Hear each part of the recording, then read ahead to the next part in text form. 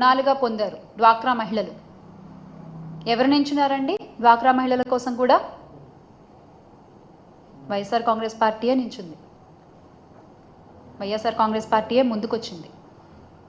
కానీ మీరు ఈ రోజున చెప్పే మాటలన్నీ కూడా ఒట్టి మాటలు అన్నమాట. ఒట్టి మాటలు. 50 ఏళ్లకే పెన్షన్ అన్నారు, అది ఒట్టిదే. నిరుద్యోగ భృతి అన్నారు, అది ఒట్టిదే. పెన్షన్లలో కోత పెట్టి మరీ పెన్షన్లు ఇస్తున్నారు. అందులో కూడా మళ్ళీ ఒక మెలిక. ప్రతి మాటలో ప్రతి దాంట్లో ఏదో ఒక మెలిక ఉంటుంది. ఏది తిన్నగా చెప్పరు, ఇది ఇస్తాం, ఇది చేసాం అని ఒకటి చెప్పండి. మీరు మీ గుండెల మీద చేసుకుని మీరు చెప్పరు, మీరు చెప్పలేరు కూడా. తల్లికి వందనం మరో మోసం.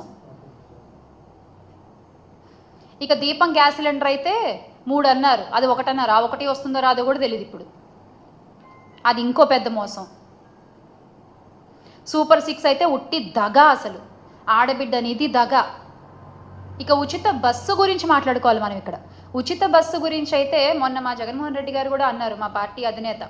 రాయలసీమ మహిళలందరూ కూడా ఎదురు చూస్తున్నారు, అలాగే ఇతర జిల్లాలు ఇతర మహిళలందరూ కూడా ఎదురు చూస్తున్నారు, ఏం చేశారు ఆ బస్సు ఎక్కి తిరిగి చూసొద్దాము అని చెప్పి అని అన్నారు ఆయన. ఆయన అన్న తర్వాత అయినా మీరు ఏమన్నా దాన్ని అమలు పరుస్తారేమో, చిన్న హామీయే కదా అని ఎదురు చూసాం మేము. కానీ మీరు అనౌన్స్ చేసిన విధానం చూస్తే మాత్రం అద్భుతం అసలు. దాని గురించి మనం మాట్లాడుకుందాం. ఇది చూడండి, ముందు చంద్రబాబు నాయుడు గారు ఉచిత బస్సు గురించి మాట్లాడిన మాటలు చూద్దాం ఒకసారి.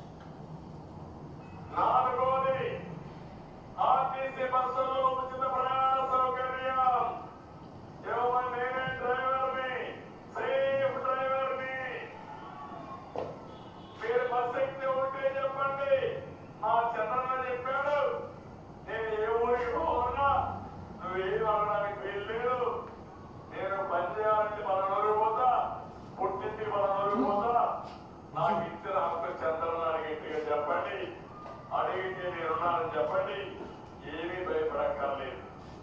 ఇవన్నీ నేను చేస్తున్నా అంటే ఒక ఉద్దేశంతో చేస్తున్నా. మీకోసం జగన్మోహన్ రెడ్డి చేసేది, జగన్మోహన్ జగన్ రెడ్డి అతను కనిపెట్టుకొని వస్తాడు.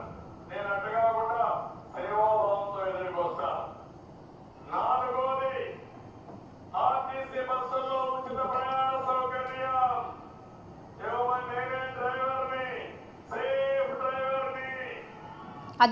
అది ఆయన మాట్లాడిన మాటలు.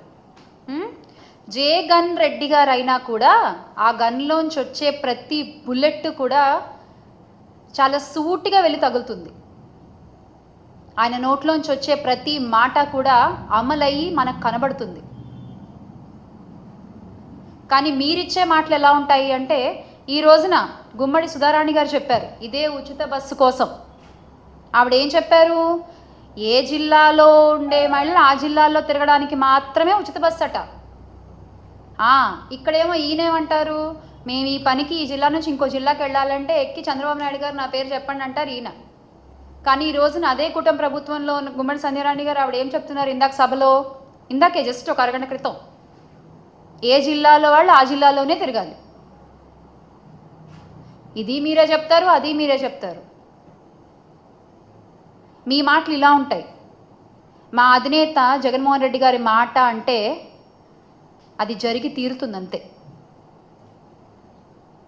ఇలా ఉట్టి మాటలు చెప్పడం చేత కాదు ఆయనకి. సూపర్ 6 హామీలు, కళ్ళబొల్లి మాటలు. అసలు ఇంత జరుగుతుంటే కూడా ఆ ఊగిపోయిన పవన్ కళ్యాణ్ గారు నోరు మెదపరు. రాష్ట్రాలు తిరుగుతూ గుళ్ళు తిరుగుతూ ఉంటారు ఆయన. అండ్ నిజంగా అంటే అద్భుతమైన ప్రభుత్వం ఇది. ఎందుకంటే సుగాలి ప్రీతి కేసుని అధికారంలోకి వచ్చిన మొదటి నెలలోనే సాల్వ్ చేస్తారు కదా. అద్భుతమైన ప్రభుత్వం ఇది, చాలా అద్భుతమైన ప్రభుత్వం, ఒప్పుకోవాలి. మహిళల కోసం నించునే ప్రభుత్వం ఇది. ఇన్ని కేసులు 16,000 18,000 కేసులు ఉన్నాయని గొప్పగా చెప్పుకుంటున్నారు కదా. ఇన్ని అన్యాయాలు జరిగాయి, ఇన్ని అత్యాచారాలు జరిగాయని చెప్పుకుంటున్నారు కదా. నిజమే, చాలా గొప్ప ప్రభుత్వం ఇది. కానీ ప్రజలకు కావాల్సింది ఇలాంటి ప్రభుత్వం కాదు. ఇలాంటి ప్రభుత్వం కాదు ప్రజలకు కావాల్సింది. తప్పు జరిగితే వెంటనే ఏం జరిగిందో తెలుసుకుని నిందితుడికి శిక్ష పడేటువంటి ప్రభుత్వం కావాలి వాళ్ళకి. అది వైఎస్ఆర్ కాంగ్రెస్ పార్టీ హయాంలో దిశ యాప్ వంటి గొప్ప యాప్ల ద్వారా జరిగింది. మహిళలకి ముఖ్యంగా అన్యాయం జరిగిన వాళ్ళ చేతులు